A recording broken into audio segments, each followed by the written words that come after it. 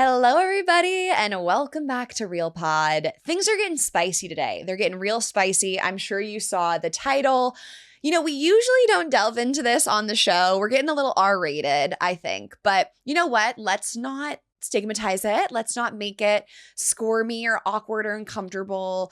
We're talking about sex. Today's guest is a sex expert. You may have already seen her videos online. She posts content with her husband. They are Vanessa and Xander, and they are on a mission to take the intimidation out of getting intimate. Vanessa is a licensed psychotherapist with 20 years of experience in the sex therapy field. And Xander is a regular dude who's been married to a sex therapist for over a decade. You have to check out their content. I think it's so fun, entertaining, and very helpful. And I've been on a sexy journey myself. Also, the point of Real Pod is to destigmatize things and have uncomfortable conversations and arm you guys with the tools that you need to live your most fulfilling lives. And I thought that this would be a great conversation for the show and something new that we haven't done before. On today's episode, you are going to get so many tools and takeaways. I literally think I texted Aubrey after, there's a sex episode coming out with an expert and you have to listen. So many things she says are just game changing. It's just helping rewire the way we think about this. So we're going to talk about normalizing this conversation, how to have conversations about sex and intimacy with your partner, because talking openly reduces shame and it strengthens connection. There's a mental health aspect, of course. She's going to talk about how intention and communication are key in long-term relationships and they directly affect how you perceive your sex life as, quote, good or bad. And Vanessa's also going to give so many practical tools that you're going to walk away with.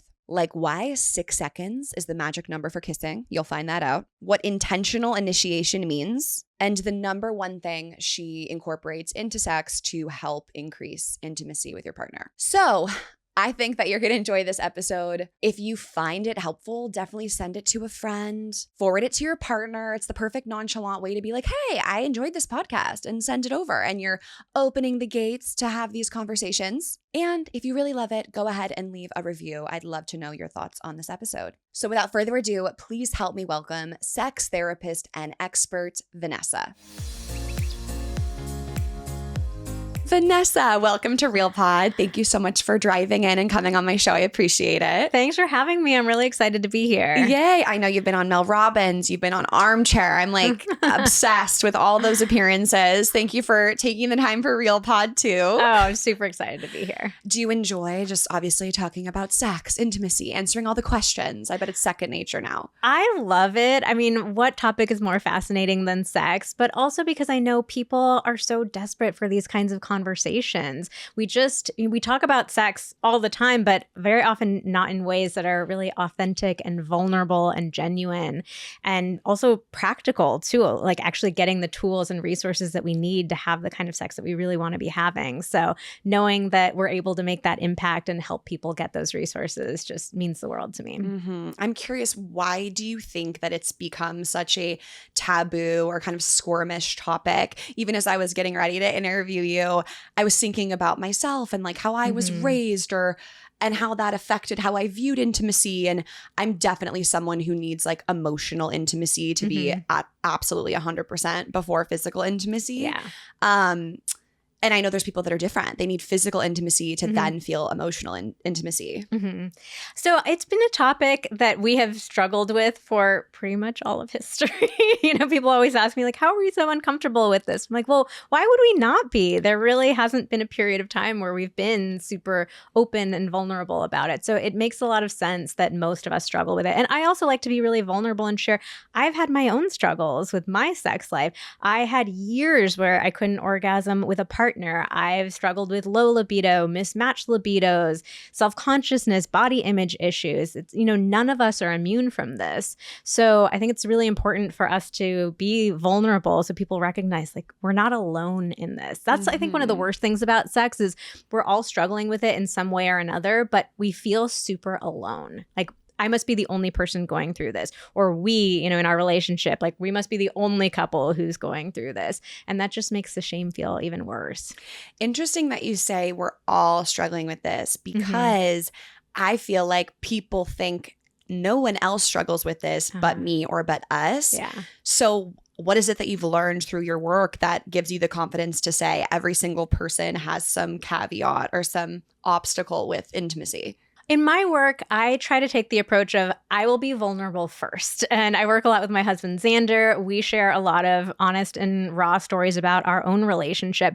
And so because of that, people feel comfortable being vulnerable back with us. So we get countless DMs, emails, every time we're at a party and people find out what we do, we inevitably get pulled into a corner like, can I talk to you about something? So people are really open with us and share stories about what they're actually going through. And I'm fully convinced that pretty much everyone is going to struggle in one way or another, in one relationship or another with their sex life. I don't think it's really possible to just go through life and never have an issue with sex. Tell me why you believe that it is important to have these conversations and why people should be candid about sex and intimacy. So we recognize that we're not alone. And because the only way for us to get through these issues is to get through them, to talk about them openly. A lot of people want to know the fast fix to something. I get asked all the time, like, well, how do I do this without it being awkward? And I think we have to embrace that awkwardness. We have to be in that messy middle in order for us to get more confidence, to feel more connected.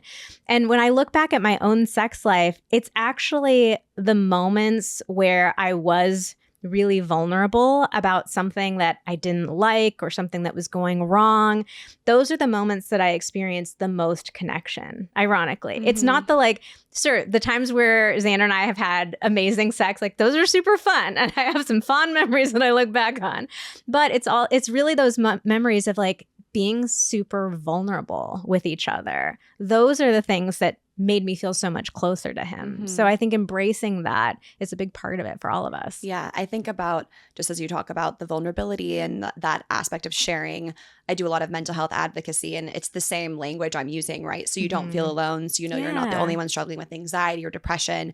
I'm curious, though, if you have the open communication, if you have a positive sex life, what is it that happens to improve your life that it is so important to even seek that? For the listener who's like, oh, who cares? You have the kid, or it's not important. It almost seems like you have this belief that actually life is better and brighter, or your relationship is better and brighter. Yeah. So we think about sex as it's just sex. It kind of feels, it's just this physical activity. It's body parts going in body parts.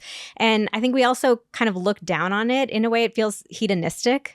There are better things to worry about, or there are other things I should be focused on, other things I should spend my time on. But I truly believe that sex is not just a physical act. I think sex is a place that we go to with each other. Esther Perel says that all the time. Sex is an experience that we have with each other. It's a way for, I'll speak for myself. When I'm having sex, it's a connection that I have with my body that I don't have in any other way. It's a way that I get to feel playful. I get to feel joy. I get to feel confidence, connection. It's not just putting a body part in a body part. When I have an incredible connection with Xander, that spreads throughout my entire day. It makes my mood better. It helps me sleep better. It makes the two of us more playful all throughout the day. Mm-hmm. It's truly not just this physical act. Yeah. I talk about this with Max a lot, how intimacy and even kissing, it is so important for a relationship because that's the relationship. It's that we are the only people that will do this with each other. Mm-hmm. Otherwise, it's if there's not physical intimacy, what makes it different than my relationship with my best friend, essentially? Mm-hmm. So if you're looking at it that way, it's that is the thing that is makes your bond different. Mm-hmm. I'll frequently kiss him and I'm how crazy is it that we are allowed to touch each other's lips? My friend who's getting married recently was oh my God, as you get closer to the wedding, it's you just really think about, I'm never going to kiss someone else. And I'm mm-hmm. yeah, that's what the commitment is, right? Is we mm-hmm. only will be physically, I guess if you're in a monogamous relationship, you're committing that we will only be physically intimate with each other. So then let's make sure that part of our relationship stays mm-hmm. fruitful, if you will. Yeah. And there's pleasure that we get out of it, but there's also connection that we feel. I think it's the way that we play as adults too. And this exploration that we get to have with each other. It's such an incredibly powerful experience when we learn how to have it the right way. What do you think are the most common misconceptions about sex or what a sex life should look like in a long-term relationship? The biggest one is that it should be natural and effortless. I remember being about a year or two into my relationship with Xander, and we had started off so hot and heavy. It felt like a classic movie scene. And we both took that chemistry to feel, it seemed like this sign from the universe. Like, we've found our person. It feels so easy. Everything just flows between the two of us. But then I found myself a year or two into it. I'm sitting on the couch in the living room. He's sitting on the opposite end on a different couch. We're eating takeout out of containers, watching some trashy Bravo TV that I'd probably forced him to watch. And I remember having the thought, I don't remember the last time we had sex. And then the next thought was, I'm not sure I even really miss it that much. And this fear came up for me in that moment of like, what happened to us? We started off so strong. Why does it feel like it's gotten so much harder now? And it feels so much more challenging to like even imagine jumping back in the saddle with each other. So even, me pursuing this career, being in this field, like I still fell for that trap of feeling like it's supposed to just be exactly like it was at the beginning for the entire relationship without us having to put any sort of effort into it. I've heard something once, I forget what podcast, and it talked about how in those beginning stages, it's so new. Like, you can count on your hand how many times you guys have had sex, or because you've just started to date. And then as time goes on, it's like, what they look like naked. They've seen you naked. You feel like you've kind of done everything. There's just, you lose that like kind of, I don't know, that, oh, this is fun and dangerous and new and those butterflies in a way. And so then once you're like so comfortable and then you lose that bit of like, oh, fear, it then makes it, I don't know, just, maybe less desirable than it felt in the beginning of a relationship. Does that make sense? Yeah, I mean, there's definitely the novelty aspect of it. Like, you're never going to be able to replicate those first few times of having sex with somebody. It's such a unique experience. But one of the traps that I fell into myself was not recognizing that there actually was a tremendous amount of effort that both of us were putting into our sex life in those early stages. Like, I was thinking of it as this is so effortless and easy and natural. But if I really think back on it, I'm like, okay, so we were planning these dates with each other. When we had a date that was on the calendar, I was spending hours getting ready for it. Like, I was getting myself so hyped up, so excited, going to the gym, doing the full body shower, the everything shower, like listening to my favorite music, obsessing over what the outfit was that I was going to wear. And even days before then, I was thinking about seeing him and what was it going to be like, and daydreaming and fantasizing. That was so much effort. And so we get into relationships, but we look back at that beginning stage and we think of it as effortless. And we don't want to have to keep, we don't want to do anything. But it wasn't that it was effortless in the beginning. We were still putting in so much work. So we need to recognize that effort has always been there, and it is a really essential part of our sex life in a long-term relationship. That is so true. And I think back to when something is so fresh and you're just like, can't wait till the part of the date where you start making out. You're like, when are we going to kiss? And like, you're talking and you're getting closer. Right. It's like everything is thinking about that. So the fact that we will judge ourselves now, especially in long-term relationships, of it's just supposed to happen without any thought or planning. But when people think about planning, it doesn't sound fun, right? It's like, I will sometimes tell Max, I'm like, I would like us to be a bit more like spontaneous with each other, just like the way we hug or the way we'll kiss throughout the day, because that's important to me. Otherwise, it's like I feel like pressure's on, spotlight's on. Like if things are so planned and regimented, and then I feel like I get like, I don't know, coy and like uncomfortable because there's an expectation on a moment. So how do you work through that for people who think, oh, planning feels like actually more pressure in a way? I don't like using the word planning, but I like using the word intentional, like being intentional about it. The reality of life is it's so busy. It's so overwhelming. We're all thinking about a million things like every single moment of the day. If I'm not intentional about connecting with Xander, it's not going to happen.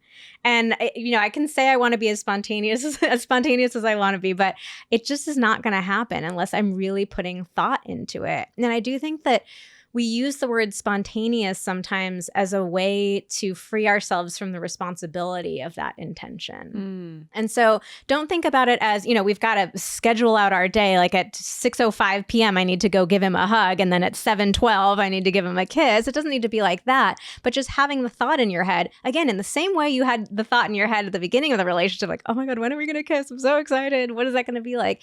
Just having that thought in your head. I want to make sure that we kiss today. I want to make sure that today doesn't go by without us giving a hug or giving each other a compliment or making a little eye contact. So it's a different kind of energy around it. I read this book called 8 Dates. I'm sure. Have you heard about it? It's by the John two Gottman. married, doctors. And there's a chapter on sex and intimacy. And there were two huge takeaways for me from that chapter. Max and I did this book together before getting married. It's called 8 Dates for anyone out there who thinks they're with their forever partner and wants to have all the big chats before making it official.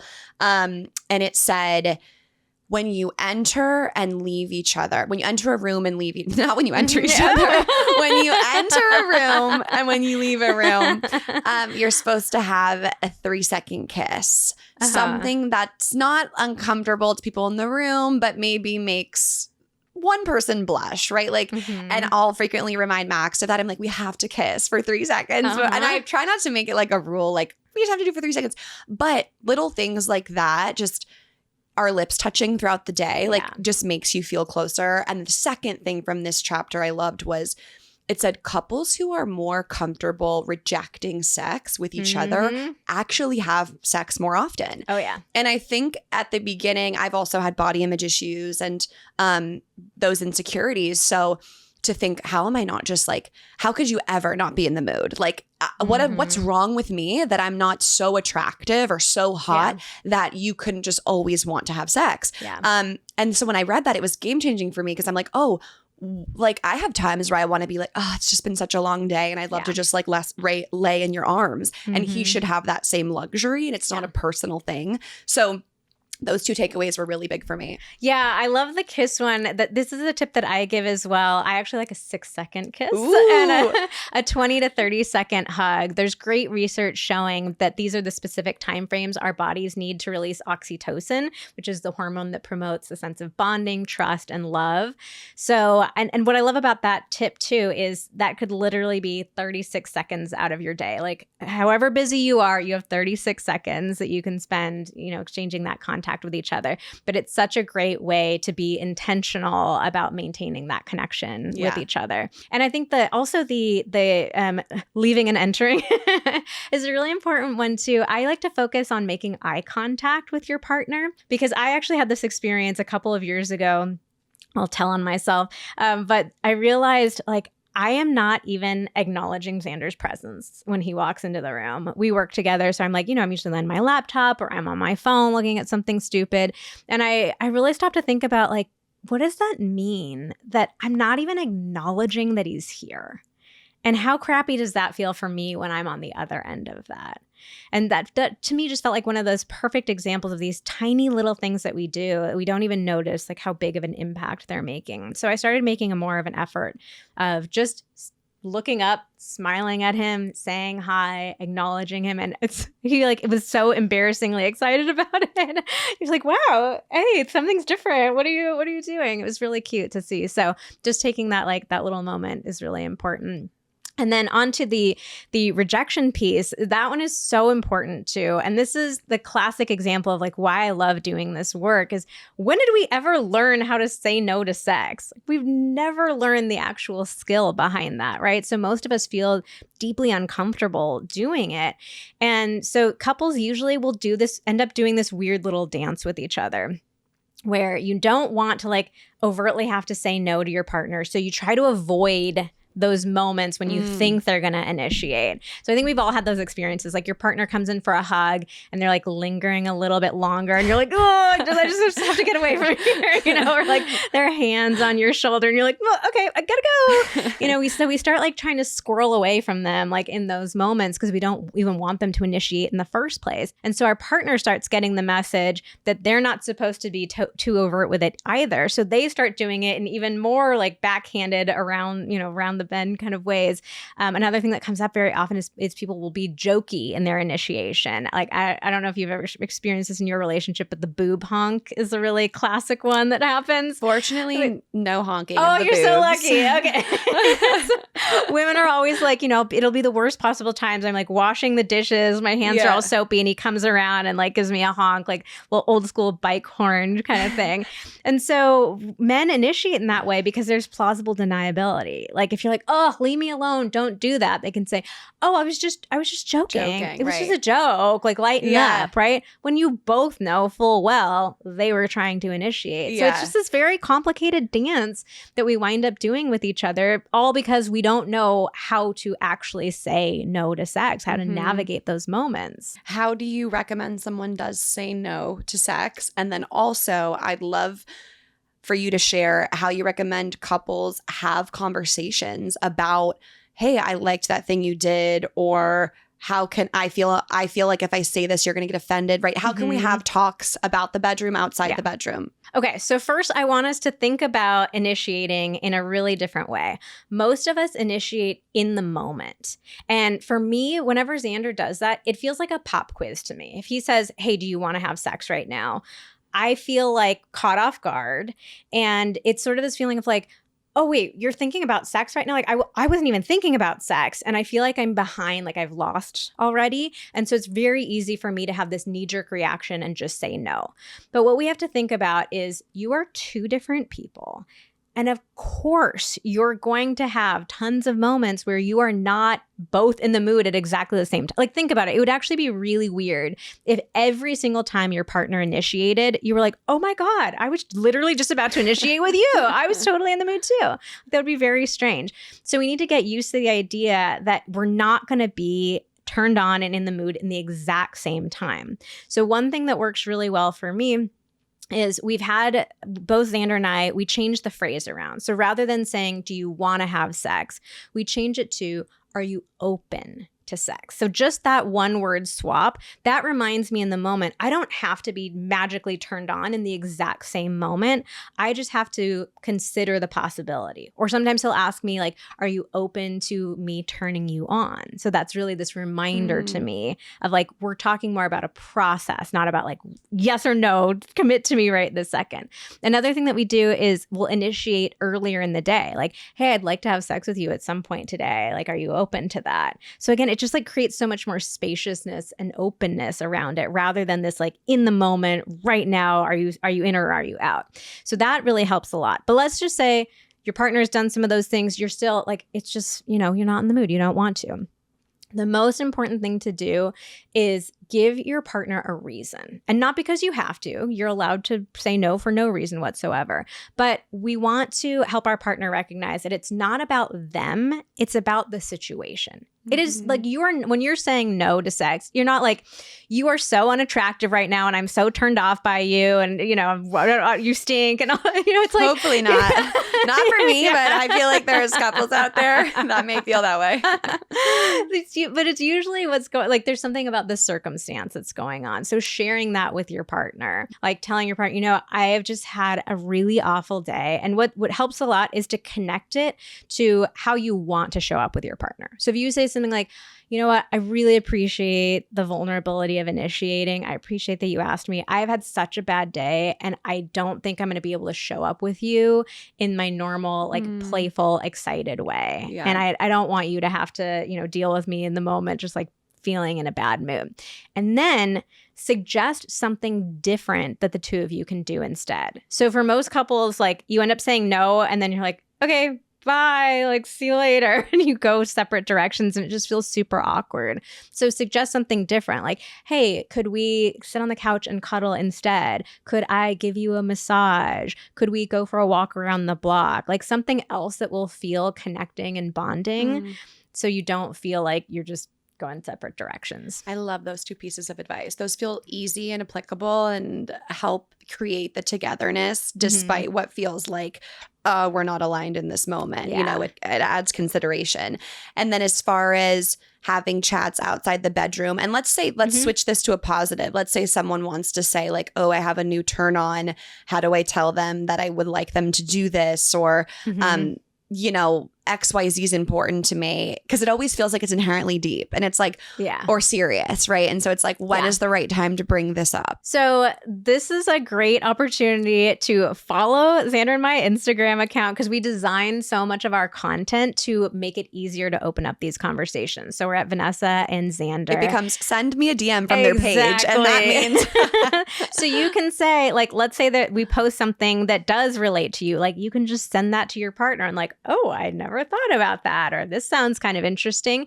And you can even just like do a little lie about it too. Like, oh, I was watching their stories and they were talking about this thing today. Like, you can use it. But I think it's really nice to use something else as the reason to bring it up, because it does feel really serious if you're like, hey, I have to talk to you about something. Even if it is a positive thing, it just feels kind of weird and formal. But if you can say like, oh, this account posted something and it got me thinking, like, that just feels like a more easy way to bring something up with your partner. Definitely. How do you define a healthy sex life, and how does every couple figure that out for themselves? I definitely could admit to being very judgmental or comparative to the early stage of our relationship, as we like, we're together for 3 years, 4 years, 5 years, I think that I added a lot of judgment or even just assumptions of like, oh, this is how frequent couples should be intimate. Or and then once I let that go, and I was like, if I don't add judgment to like what's an adequate number or what's enough of this, actually like I'm enjoying our cadence or where we're at. So I'm curious your advice for couples figuring that out and knowing when they can validate, I think we have a great sex life, but it might not be the number that's in Cosmopolitan. Yeah. One of the biggest traps we fall into in relationships is we get hyper fixated on the number. We like have this, idea in our heads of, okay, if I'm just having as much sex as everybody else is having, or that magic number that we're supposed to be having, then everything's going to be okay. But I think it's so much more useful for us to focus on the quality of the sex that we're having. Because if you're having sex just to hit a quota, like, okay, as long as we do it 2 times a week, we're going to be okay. Like, the sex that you're having is not going to feel good. Like, it's not going to be enjoyable. You're not going to be connected to your partner. You're just trying to tick something off the list rather than really having an experience. So if we focus on the quality first, then I find that the quantity like kind of naturally falls into place. That being said, I do think it's important for couples to put effort into connecting more frequently. So there truly isn't a magic number that we all should be having, but I want people to get used to this idea of putting effort into our sex lives and recognizing, like, again, we're all so busy. There are a million days that I'm like, you get to the end of the day and it's like, I'm exhausted. I just want to go to bed. So we have to be intentional about making the time and space for sex rather than just hoping that it's magically going to happen. So challenge yourselves a little bit. Challenge yourselves to like make more space for it. You mentioned in the beginning about your own past body image struggles and that affecting intimacy.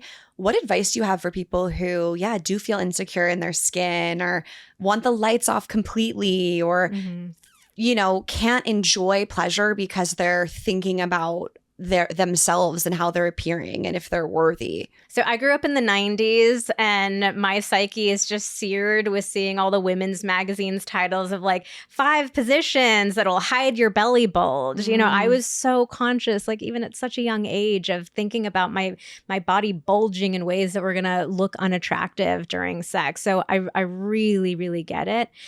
For me, a huge part of the journey was recognizing that the way my body looks has zero relationship to the pleasure that my body is capable of feeling. And so once I started focusing not on what it looked like, but on what it felt like, that really changed everything for me. And another piece of it was also recognizing I started to see pleasure as an act of rebellion. That I had grown up my entire life being taught that I wasn't supposed to focus on my pleasure. My partner's pleasure was more important. As a woman, that my pleasure was like so difficult and complicated and mysterious and all this crap. And I started recognizing, you know what? Like, I don't want to fall for all this shitty socialization that I've received. Like, I want to feel pleasure in my own body. And kind of declaring that as an act of rebellion felt really exciting to me. So that helped a lot too. Yeah, that's so important. Also, like, I'm sorry.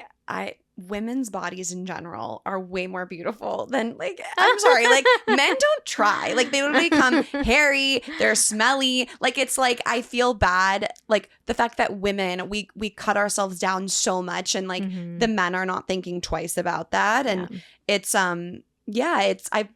it's so sad that we've had to think so much about the male gaze that then we get so outside of ourselves that we're not able to feel pleasure and prioritize ourselves. And I remember fortunately, I feel like I had that like feminist switch pretty early on where I was like, no, it's always going to be equal. Like, because we deserve that too. Yeah. It's also, I really try to focus on just being gentle with myself too. Like to this day, I will have moments in the middle of sex where I start thinking about my belly bulge or whatever it is. And sometimes it can feel easy to beat myself up for that. Like, oh, why am I still thinking about that? But I really try to be gentle in those moments and remind myself, I don't actually feel this way about my body. I was taught to feel this way about my body. So I take a deep breath.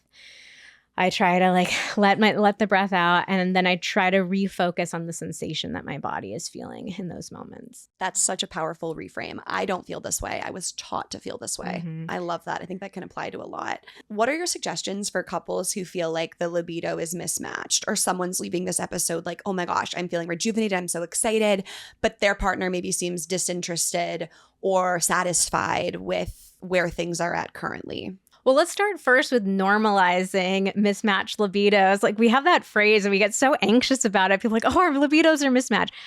Every couple has mismatched libidos. Like that example I was saying earlier, like how weird would it be if every time your partner initiated, they're like, I was about to too. Like we're just different people. I compare it a lot to food. Like Xander likes Chinese food. I don't like Chinese food so much.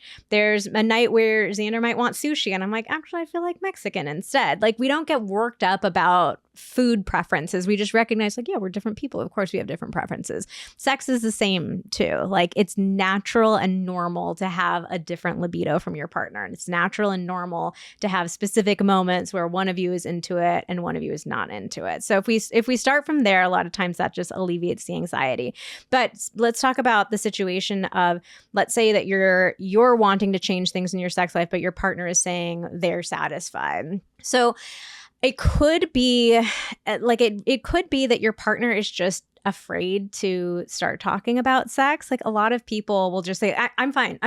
It's not an issue. I'm totally cool with it. Just because they feel so uncomfortable going near the topic at all. So rather than jumping straight into a conversation about like, do you think our libidos are mismatched or anything like that? Like I would try to ease your partner into talking about sex more generally. So my favorite way to do this is to talk about sex in a positive way. In most relationships, you've either never really talked about sex openly with each other, or the times that you've talked about sex have been criticisms, problems, complaints. You've only had negative experiences, which of course only makes us even less likely to want to talk about sex. So we have to build a positive foundation of communication. It has to be something that feels safe and even fun and connecting for us to talk about. So practically, one of my favorite ways to do this is to reminisce about your favorite memories with each other. So just go up to your partner. This can be like a little assignment for after you listen to the episode. Like go up to your partner and be like, you know what randomly popped into my head the other day? Like that trip that we took to Mexico when we stayed in that hotel room all day. I don't know, just popped into my head. Fun little memory to think about, and just leave it at that. Just have these like positive, fun experiences of talking about sex. I love that. I would never think to dig deeper of maybe they're brushing it off, not because they're satisfied, but it's a front because they're uncomfortable. Yeah. That's next level, Vanessa. Thank you for revealing that to everyone. Are there any practical things that you think people can do in relationships to improve sexual connection? We talked about the lingering kiss, the hugging, anything while two people are being intimate with each other? Eye contact is actually amazing during sex too. It's pretty wild how rare it is to make eye contact during sex. Most couples will have their eyes closed or they're kind of looking in different directions. And eye contact is so deeply intimate. So making that effort to look at your partner, you don't have to do the, extended, nobody's blinking, like you don't want to turn away kind of thing. But like make a little eye contact with your partner. I mean, intimacy, people always make that dumb joke like, into me you see. But it really is is about like seeing each other. And so in that moment when you're actually being intimate with each other, look at each other. Me trying to jog my memory. I'm like, what do we do? I know. Okay, love that. So that's our third tip. We have 3 tips to walk away with. What are some fun, low pressure ways that couples can explore new things in the bedroom? I feel like, I don't know. Yeah, as the years go on, you could see an Instagram post and have an interest, and it's not what you usually do. So that feels new and scary in ways. So any advice as couples try to keep the spark alive? So people usually hear the phrase like try new things in the bedroom and their brain instantly goes to the stuff that's really out of their comfort zone. Like, okay, we have to get some like crazy whips and ball gags and maybe bring a third person into the bedroom. And all those things are great. But a lot of people will get themselves very worked up and anxious about this. So instead, what I like to recommend is don't even think about trying something new. Just go back to what are the things that we used to do during sex that we haven't really been doing for a while. And it could even be simple stuff. Like a lot of people will say, sex for us looks like a couple seconds of kissing, couple seconds of like groping with our hands, and then we're straight on into the intercourse. So even if it's like, how about bring some oral sex back, or start with giving long massages to each other, or go from intercourse back to oral sex, back to intercourse. So like things that you used to do together, like start with those things. Then you'll get a little bit of momentum, you'll get some confidence, and then you might want to explore some things that you haven't tried before. Such great advice. It's like you do this for a living. I talk a lot about mental health on this show, and I think there is a correlation between a positive sex life and an intimate connection and your well-being. And I'm just curious what you've seen the effects of having a positive sex life, whether it's with yourself or with a partner, and how that affects your mental health and maybe decreases anxiety and stress and feelings of isolation. Sex can have a huge impact on our mental health. There's great research showing that it can decrease stress levels. It can help us sleep better. It can lower anxiety. It can even increase our pain threshold, which is pretty wild to think about. So it's so important for us to think about sex as part of our overall well-being. We talked earlier about the fact that it's not just this physical act that we're doing. It's also something that's really contributing to our well-being. So there's so many positive impacts for your own mental health and the connection that you feel with your partner. I mean, there's also great research showing that the quality of our relationships highly impacts the overall quality of our lives. So when we're in a good place with our partner, life just feels so much better. Like you feel like you have a real teammate in life, somebody to go through the ups and the downs with. Yeah. I find that if Max and I are ever like really on the opposite page or we're feeling distant, it's like having that physical connection brings you back together. And then I feel like it's like a total reset. Whether we literally love to cuddle and hug. When you were mentioning the seconds of hugging, I'm like, we probably do 5 minutes of hugging every day, which That's awesome. I'm really grateful for. Yeah. Honestly, really led by him. He says his love language is words of affirmation, but I think it might be physical touch, but maybe just with me.